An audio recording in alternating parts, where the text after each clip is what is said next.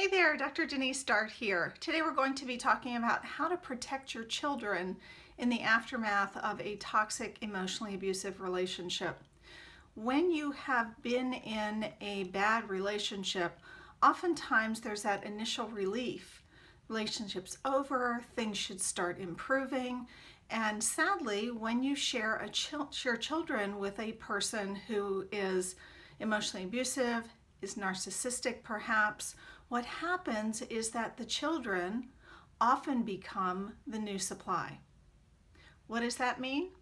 Well, all of the things that we've talked about in previous videos, triangulation, where this parent, rather than buffering the children from conflict between the parents, actually draws the children in and triangulates, starts a campaign to woo the children away from the other parent, starts to feed the child false information or exaggerated information about the other parent.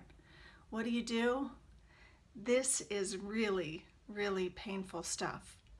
And at first glance, most people's gut reaction is to fight back, is to lock heads and horns with this person in order to fight for your children and have your children understand your perspective. Sadly, this doesn't work any better in this part of the relationship than it did when you were actively in the relationship with this person. The old saying, never wrestle with a pig, you only get dirty and the pig loves it, really applies here. If your narcissistic ex can draw you into conflict, that is power.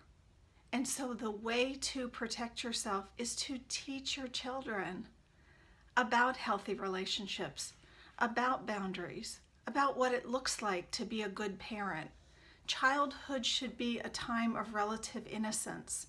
And when a parent is relying on the child for their emotional support or relying on the child to help to rally against the other parent, there's something terribly wrong.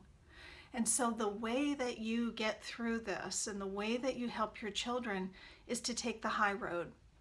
And believe me, I understand the panic that can come from that. You have this person doing a smear campaign with people that you once were friends with, that you worked with, perhaps even relatives, and now your children. And so the instinct is to want to meet fire with fire. Well, in this case, we want to meet fire with water. We want to take away, we want to smother the fire, take away the fuel source. And like with any bully, if they don't get the reaction they're looking for, they kind of get tired of doing what they're doing to a certain extent. So taking the high road means telling your children that parents need to protect their children. And I will never talk badly about your mom or dad to you. I won't share things that maybe you would like to know because those are private things between your mom and dad and I. So you are demonstrating and modeling for your child what healthy relationships and healthy boundaries look like. And you can tell your child, if ever I say something about your dad or mom that is hurtful, that I shouldn't say, that you don't feel comfortable with, I want you to tell me, remind me, hey mom, I don't like when you talk about dad like that. And just like you can do that with me, you can also do that with your other parent. Okay, so you are modeling, and in that, over time, you become the stable place for the child to return.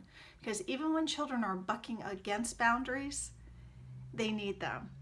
And they don't have the frontal lobe development in order to be able to fully establish them for themselves, let alone to stand up to a parent who is violating their boundaries unless they're being taught to do so. So this is an area that I get questions every single day, and I understand the pain. Many women have told me that their children have been turned against them, that they are no longer in their life, and asking me, how do you cope with this? What do you do about this? And again, there's no easy answers. I wish there were, but I do know this, that stooping to the narcissist level doesn't help anyone. It keeps you drawn into that negativity. It keeps you drawn into that cycle that you tried to escape as you left the relationship, and it certainly doesn't help the children that you parent together. So I know this is tough stuff. We're going to continue to talk about this, and I want you to remember that I have been where you are. I know what you're going through, and I'm here to help. So go do something nice for yourself today and make it a great day. I'll look forward to seeing you soon. Bye-bye.